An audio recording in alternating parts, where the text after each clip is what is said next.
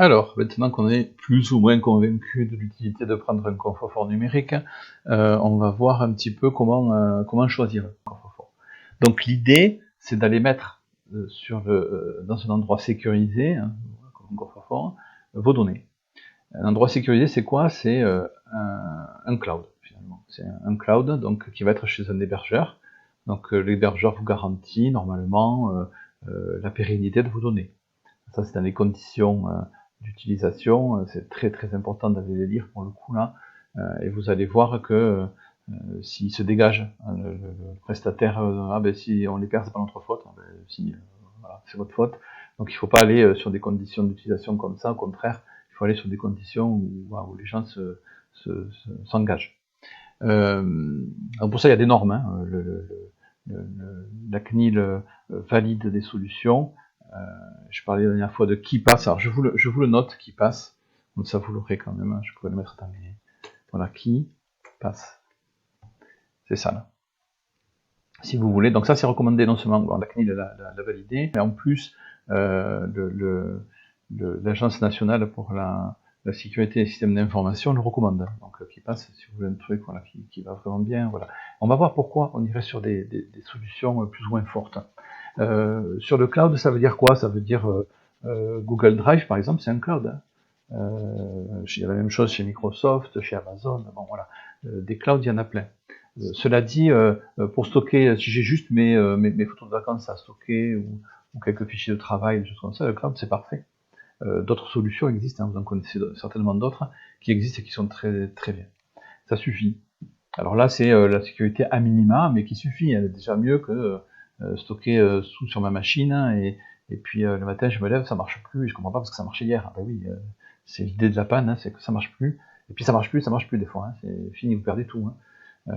Voilà, je peux vous dire que je l'ai vu assez souvent hein, chez des clients qui se croyaient à l'abri d'une panne, hein, non. Donc déjà, aller mettre sur un cloud ces données, c'est pas idiot.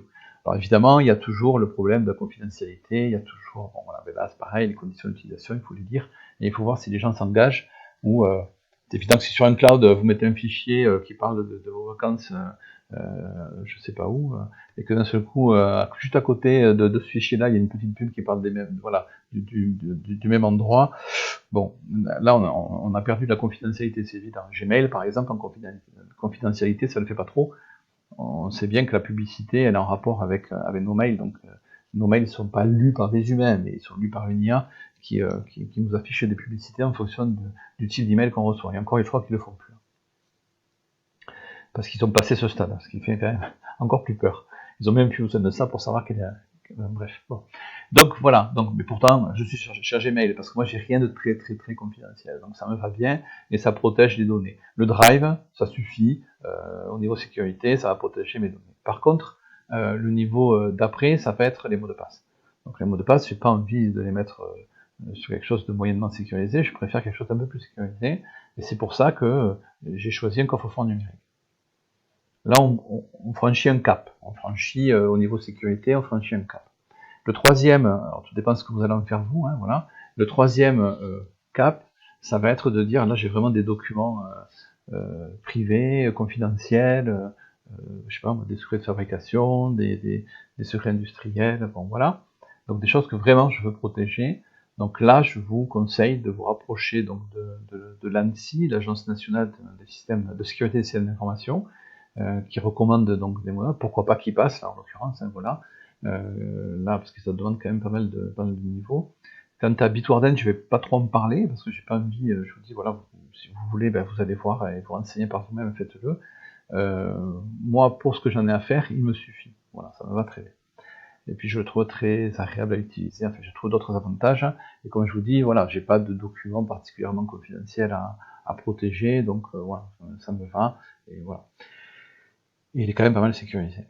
Voilà, vous trouverez, donc, comme je vous l'ai dit, donc il y a des normes, si vous avez vraiment des documents très importants à sécuriser, donc pour protéger votre entreprise par exemple, des choses comme ça, donc là c'est pas la même, là effectivement, voilà, rapprochez-vous de solutions plus sérieuses et plus garanties, notamment au niveau des normes, voilà, puisque la France a fait des normes qui sont très bien foutues, notamment sur la conservation des données, voilà, qui vous garantit que vos données, voilà, elles seront elles ne seront pas perdues. Après, il y a le coût, éventuellement. Alors, et ben voilà, il y a des solutions qui sont gratuites, hein, et en général, pour stocker les mots de passe, les solutions gratuites, ça suffit, il n'y a pas besoin d'aller.